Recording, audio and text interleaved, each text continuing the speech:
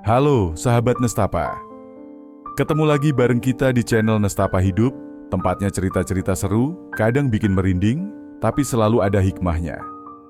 Sebelum kita mulai, jangan lupa subscribe dan aktifkan lonceng notifikasinya, supaya kalian gak ketinggalan cerita-cerita terbaru dari kita. Karena dari setiap kisah, selalu ada pelajaran yang bisa kita ambil. Dan inilah kisah hari ini. Di Kampung Karangsoka, Kecamatan Kalipuro, Kabupaten Banyuwangi, sore-sore selalu ramai oleh suara anak-anak yang pulang mengaji dan ibu-ibu yang belanja sayur di pasar kecil dekat mushola. Di ujung gang, di bawah pohon ketapang yang rindang, gerobak kuning bertuliskan telur gulung rakyat rasa bintang 5 selalu jadi magnet warga. Itu gerobak milik Arif Hartanto, lelaki 35 tahun, rambut klimis, kumis tipis, dengan senyum yang katanya ramah, meski di baliknya tersimpan ambisi yang tajam. "Bang Arif, 5.000 ya, pakai saus pedas," teriak Rama, bocah kelas 4 SD, setia menjadi pelanggan setiap pulang les. "Siap bos kecil," balas Arif, cekatan menggulung adonan telur ditusuk bambu, mencelup memutar lalu mengangkat. "Ini panas-panas, pelan-pelan makannya." Di seberang gerobak Arif, agak ke dalam gang, ada lapak sederhana milik Bu Sari, penjual cilok dan pentol yang disukai para ibu, bukan hanya karena murah, tapi karena Bu Sari terkenal jujur. Dua usaha itu sering bersaing diam-diam. Ada hari Arif lebih laris, ada hari Bu Sari kebanjiran pembeli. Sebenarnya wajar saja, tapi bagi Arif, dengan cicilan motor yang menjerat, tagihan kontrakan yang menunggu, dan bayi yang baru lahir, laris saja tidak cukup. Ia ingin meledak. Kalau bisa sehari dapat 300.000, kenapa puas di 150? Gumam Arif ketika malam menjelang dan lampu-lampu rumah kampung mulai menyala redup. Di rumah kontrakannya yang sempit di Gang Kemuning, istrinya, Mira, sedang menidurkan bayi mereka, Dava, yang baru berusia 4 bulan. Wajah Mira kelelahan tapi lembut. Ia percaya, selama suaminya bekerja halal, rezeki tak akan putus. "Mas, jangan pulang terlalu malam. Besok aku mau bawa Dava kontrol, butuh ongkos," kata Mira pelan, khawatir. Arif mengangguk tanpa antusias. Kepalanya tak berhenti menghitung. Ia ingat obrolan siang tadi di warung kopi. Seorang lelaki asing, Reno, bercerita tentang bahan tambahan yang bisa bikin telur gulungnya lebih kenyal, lebih nendang rasanya, dan bikin orang ketagihan. "Serius mas, campur dikit aja. Ada yang murah, protein tinggi. Katanya telur reptil, telur ular sanca dari kebun karet. Hasilnya unik. Abang-abang kota aja doyan," ucap Reno, tatapan licik bermain di sudut matanya. "Telur? Ular?" Arif menelan ludah. Ngeri, tapi penasaran. "Gimana dapatnya?" Reno menyodorkan nomor ponsel. "Tinggal WA, titik ambilnya di dekat Sungai Badeng, sebelum jembatan tua. Ambil 2-3 butir, campur ke adonan. Hasilnya beda, bawaanku selalu laku. Tapi ya, jangan keras-keras ngomong, nanti orang kampung heboh." Arif pulang membawa pikiran yang berkecamuk. Malam itu, setelah Mira dan Dava tertidur, ia duduk di dapur, menatap baskom, tepung, dan telur ayam di meja. Angka-angka menari di kepalanya. Modal kecil, untung besar. Ia menatap foto Dava yang tertempel di lemari es, senyum mungil yang membuat hatinya mencelos. Sebentar saja ia ragu. Lalu dengan desahan pendek, Arif mengetik pesan ke nomor Reno. Pagi berikutnya, Banyuwangi diselimuti embun tipis. Arif berangkat lebih awal, berpura-pura ingin belanja ke pasar. Padahal, ia mengarahkan motornya ke tepian Sungai Badeng. Di sana Reno sudah menunggu, membawa kantong kain berisi benda lonjong berkulit putih krem. Pori-porinya besar, kasar, telur sanca. Arif menatapnya dengan jijik yang tertahan. "Tenang mas, masaknya sama kok," kata Reno, tertawa pendek. "Dikit aja, orang-orang nggak bakal sadar." Arif menyerahkan uang. Jari-jarinya sedikit gemetar saat menerima kantong kain itu. Langit cerah, tapi hatinya mulai berawan. Siang itu, gerobak kuning Arif menjadi pusat kerumunan. Ia sudah menguji adonan pagi hari. 2 telur sanca dicampur dengan 10 telur ayam dan sedikit tepung. Hasilnya lebih kental, aromanya aneh, asing, tapi tertutup oleh bawang putih dan bubuk penyedap yang berani. Wangi juga, ya. Batin Arif menipu dirinya sendiri. "Bang Arif, kok makin enak ya sekarang?" tanya Lila, siswi SMP yang sering jajan bareng 3 temannya. Arif tersenyum lebar. "Pakailah teknik baru, Dik. Rahasia dapur. Hehe." Di belakang, Ucup, teman lama Arif yang suka nongkrong, ikut mempromosikan, "Ayo, telur gulung paling kenyal sekali puro. Sekali coba, balik lagi." Arif cekatan, celup, gulung, tiriskan. Saus pedas, kecap manis dan mayones murahan berbaur mengepul. Uang masuk deras. 2 jam pertama ia sudah pegang 100.000. Jantungnya berdetak cepat, bukan karena senang, tapi karena adrenalin campur takut. Ia mengusir suara hati yang berbisik. "Itu telur apa?" Di seberang dagangan Busari agak sepi. Ia menatap Arif dengan raut tak nyaman, tapi tak berkata apa-apa. Orang berhak berusaha. Namun entah kenapa, hidungnya mencium bau yang ganjil, tak seperti bau telur biasanya. Ada nuansa amis yang menempel di udara. Busari memilih berzikir dalam hati. Sore makin ramai. Anak-anak pesan lagi. Ibu-ibu juga ikut. Bahkan Pak RT Suyono yang baru pulang dari kantor kelurahan lewat dan membeli 2 porsi untuk cucunya. "Wah, mantap nih, Rif," kata Pak RT. "Beda ya sekarang." Arif tertawa menyembunyikan kegugupannya. "Lagi hoki, Pak." Menjelang maghrib, 3 anak Rama, Lila dan Seno tiba-tiba mengeluh mual. "Perutku, aduh, rintih Rama, meringis sambil memegangi perut.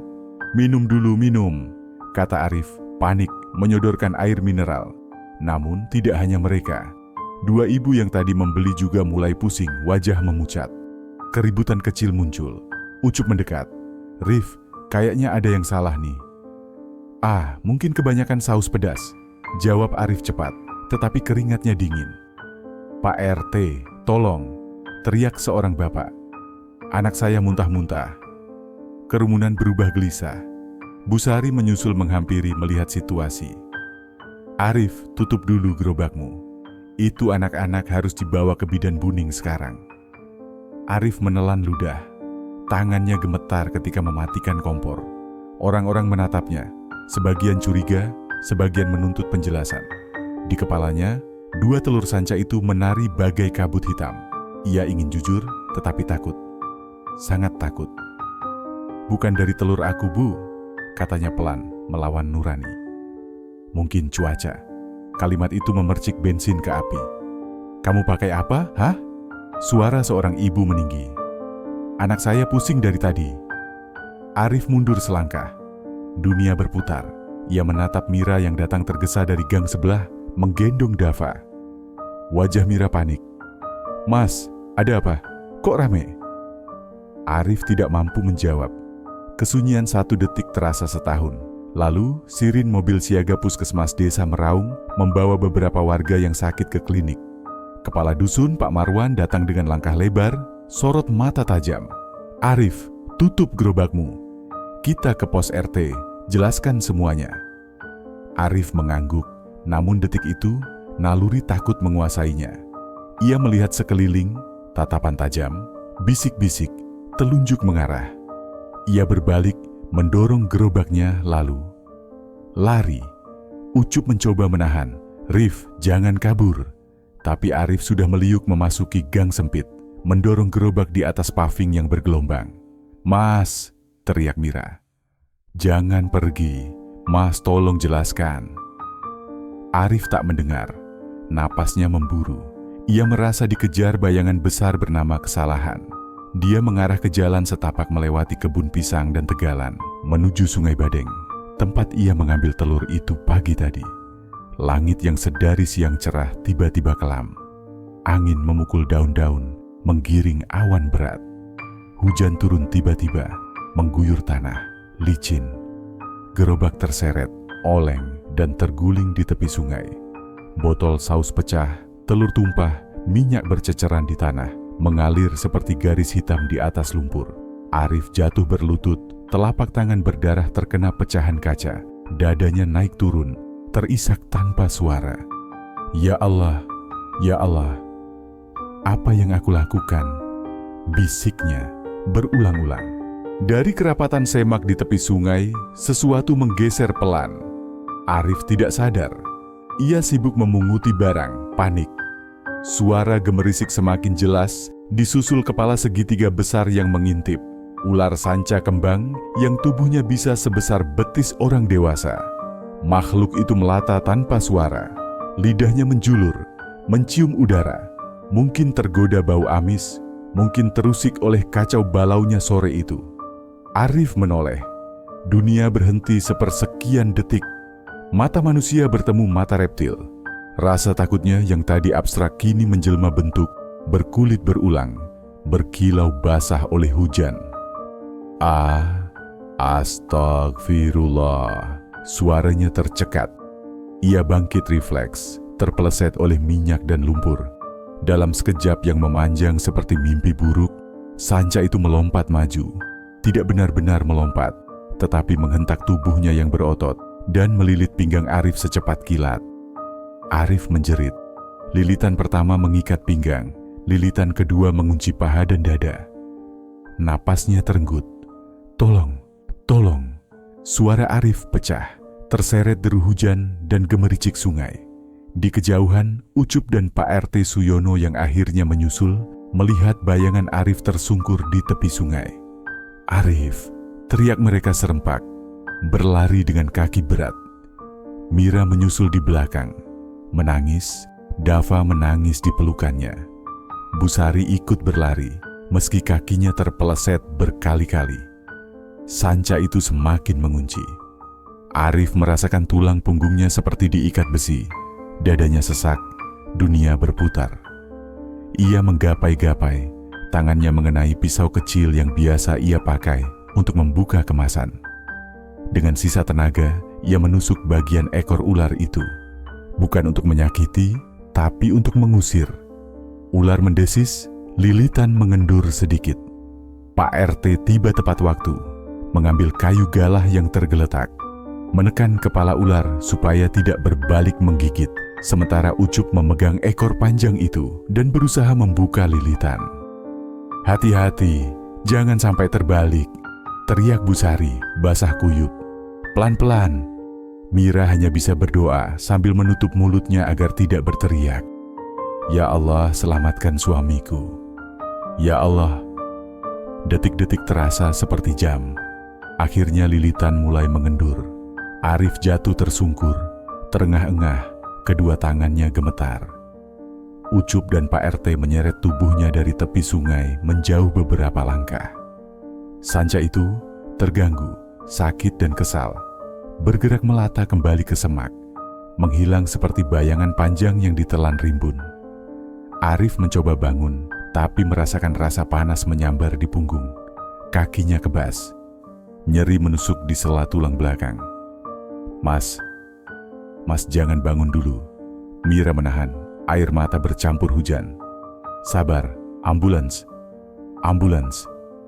Ambulans desa datang, membawa Arif ke RSUD Belambangan.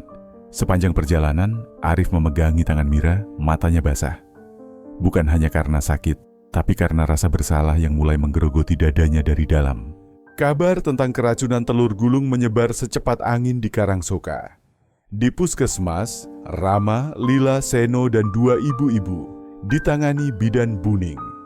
Syukurlah, gejalanya tertangani, mual, muntah, pusing, dan setelah infus serta obat, kondisi membaik.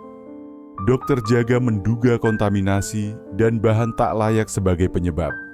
Bukan kematian, tapi ini peringatan keras, kata Buning tegas kepada warga.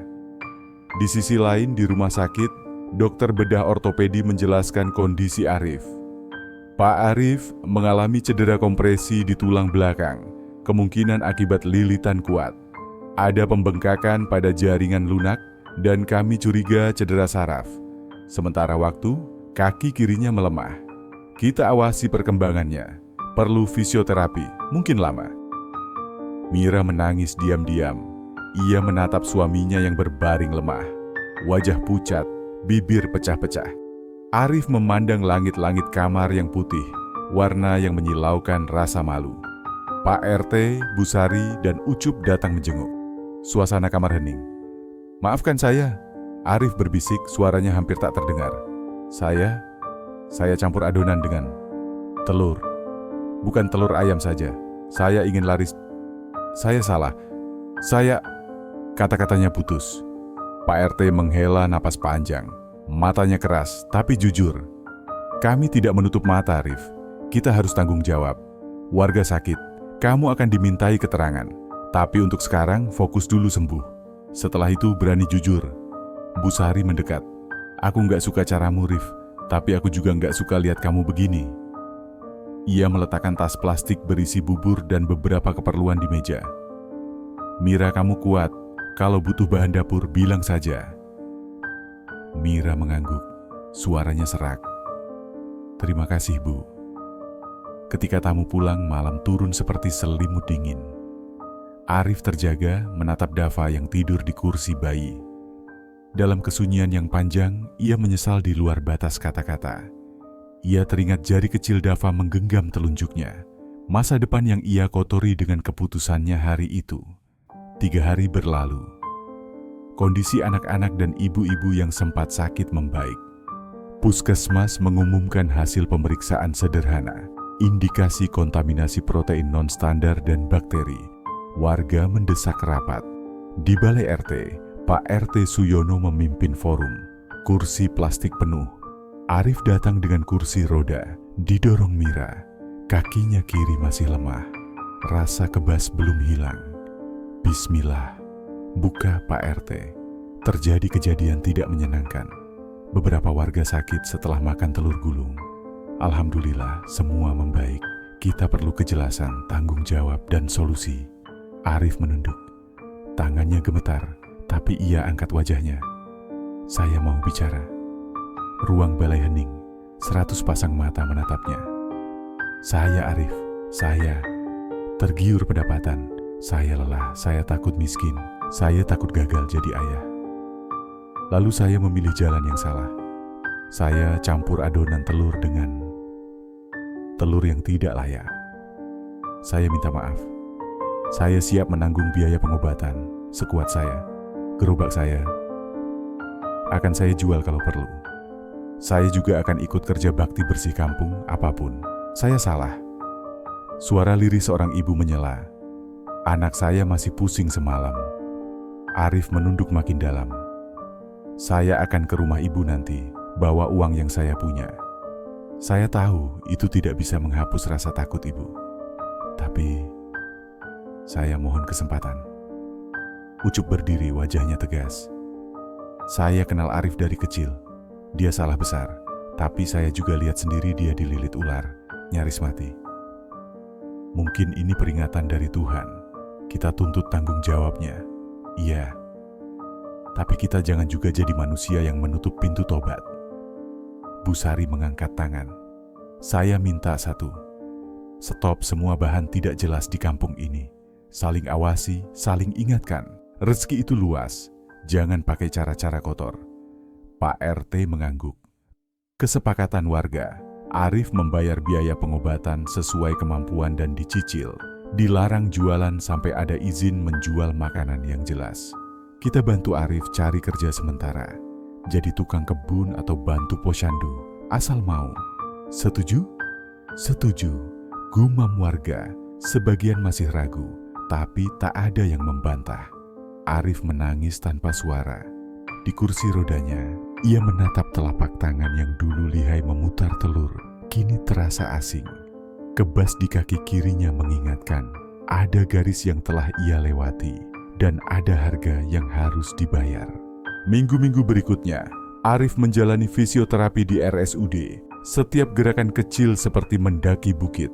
Ia belajar mengangkat kaki kiri beberapa sentimeter, belajar berdiri, belajar berjalan dengan tongkat. Mira selalu di sampingnya, diam-diam kuat. diam-diam tabah. Kadang, ketika Arif tertidur, ia menatap wajah suaminya lama-lama, mencoba memahami bagaimana seorang yang dicintai bisa tersesat di jalan yang licin. Lalu ia berbisik, "Kita mulai lagi, Mas." Pelan-pelan, Bu Sari sesekali datang membawa sayur lodeh atau sope ayam untuk Dava, sambil mengajari Mira membuat jajanan sehat sederhana yang bisa dijual dari rumah, pisang aroma dan tahu bakso. "Nanti jualnya pre-order saja biar aman," katanya. "Aku ajari cara hitung modal." Arif mengirim sebagian kecil uang yang ada, hasil menjual kompor gerobak dan sisa stok kering ke keluarga yang sempat sakit. Pak RT membantu mencatat supaya rapi. Ucup meminjamkan tongkat kayu yang dipakai almarhum kakeknya. "Pelan-pelan, Rif. Kaki itu bisa kuat lagi kalau hatimu sudah lurus." Suatu sore, ketika angin dari selat membawa bau asin yang familiar, Arif meminta Mira mendorong kursi rodanya ke tepi sungai Badeng. Mereka berhenti di bawah pohon bambu, tidak jauh dari tempat gerobak dulu terguling. Air sungai mengalun pleh. Pleh, menabrak batu kecil. Tidak ada suara ular, hanya alam yang tenang. Seakan meski manusia kacau, alam tetap punya ritme sendiri. "Masih takut?" tanya Mira. Arif tersenyum tipis. "Takut pada ular? Iya. Tapi lebih takut lagi pada diriku sendiri. Ternyata yang paling mudah melilit bukan tubuh tapi hati. Dililit oleh serakah." Mira menarik napas panjang. "Selama kita jujur, walau dagang sedikit, hidup kita tetap cukup." Ia menunjuk langit yang mulai jingga. "Lihat, Mas, hari juga memaafkan. Setelah gelap selalu ada senja." Arif menatap senja itu lama-lama. Ia tidak berjanji macam-macam. Janji mudah pecah. Ia hanya memantapkan satu hal. Besok ia akan mulai dari nol, dari hal paling sederhana. Meminta maaf kepada tiap orang yang sempat disakiti, belajar membuat makanan yang benar, tidak menipu. Kalau kaki kirinya butuh waktu, biarlah hati yang berlari lebih dulu. Beberapa bulan berlalu, Arif belum pulih sepenuhnya. Kakinya masih lemah, ia berjalan dengan tongkat. Tapi kursi roda sudah jarang. Di teras kontrakan, ia memasang papan kecil. "Pesan dulu, pisang aroma and tahu bakso. Higienis, halal, jujur." Tidak ada slogan rasa bintang 5. Ada nomor WA, ada daftar harga, ada catatan komposisi bahan yang ditempel rapi. Telur ayam kampung, tepung terigu, daun bawang, garam, lada. Transparan. Anak-anak pelan-pelan kembali lewat, melambai dari kejauhan. Beberapa ibu mulai memesan ketika melihat Bu Sari mempromosikan di grup WA RT. "Saya sudah coba, enak, aman. Kita bantu yang mau berubah." Arif menyisihkan sebagian keuntungan kecil untuk kas RT dan puskesmas sebagai tanda terima kasih. Pak RT tersenyum saat menerima. "Ingat, Rif, azab bukan hanya soal petir dari langit. Kadang azab itu hati yang gelisah karena dosa sendiri. Kalau hati sudah jujur, gelisah itu pelan-pelan sembuh." Arif menatap tangannya. Bekas luka kecil di telapak masih ada, mengilat kalau terkena matahari. Tanda, bukan untuk malu, tapi untuk ingat. Suatu hari Rama datang membawa gambar yang ia buat sendiri. Sebuah gerobak kuning, di bawahnya ada orang tersenyum memegang tusuk makanan. "Bang Arif, ini gambarku. Dulu Bang Arif sering bagi aku tusuk ekstra. Aku maafin, ya." Arif tercekat. Ia berjongkok pelan dengan tongkat di ketiak. "Makasih, Ram. Bang Arif juga minta maaf." Rama tersenyum, polos seperti langit pagi.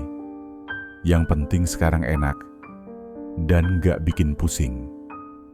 Semua tertawa kecil. Di hati Arif, ketakutan pada ular berganti ketakutan pada kebohongan. Lilitan yang dulu menghimpit tubuhnya kini telah berubah menjadi pelukan kesadaran. Ia tahu, karma bisa datang cepat, tapi ampunan pun bisa menyusul jika manusia berani mengakui salah dan memperbaiki langkah. Malam itu di teras kecil, Arif mengaduk adonan tahu bakso. Mira menimang Dava yang makin montok. Dari radio kecil tetangga, terdengar ayat-ayat Al-Quran mengalun. Angin membawa bau dapur, wangi bawang dan lada. bukan amis yang mencurigakan. Papan kecil bertuliskan, "Jujur berkilau kena lampu." Arif memejamkan mata, mengingat kembali hari hujan di tepi sungai. Gerobak terguling, kaca pecah, lilitan yang memutus napas, rasa kebas menyalak di kaki kiri. Ia membiarkan memori itu tinggal, bukan sebagai mimpi buruk, tapi sebagai penjaga. Setiap kali ambisi berbisik, "Tambah sedikit, biar laris," memori itu menatapnya tegas. Jangan. Tak ada gerobak kuning di ujung gang lagi. Tak ada slogan mewah. Tapi ada kue-kue sederhana yang dibuat dengan tangan yang kini takut berbohong. Ada langkah yang tertatih tapi mantap. Ada warga yang perlahan membuka pintu.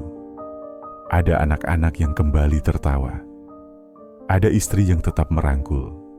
Dan ada seorang lelaki yang belajar bahwa azab paling berat bukanlah lilitan ular yang menghancurkan tulang, melainkan lilitan serakah yang hampir menghancurkan hati.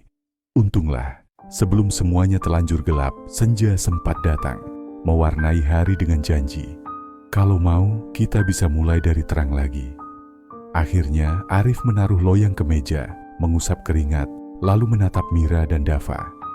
"Mulai besok," katanya pelan, "kita jual yang sederhana, yang jujur, yang cukup." Mira tersenyum. Itu rezeki paling enak rasanya. Di luar, angin karangsoka berhembus pelan, membawa bisik-bisik malam, membawa kabar bahwa seseorang telah kembali, bukan sebagai penjual yang licik, melainkan sebagai manusia yang sudah bertemu dirinya sendiri. Dan di tepi sungai Badeng, di balik rimbun semak, seekor sanca melata diam, menjauh ke hutan.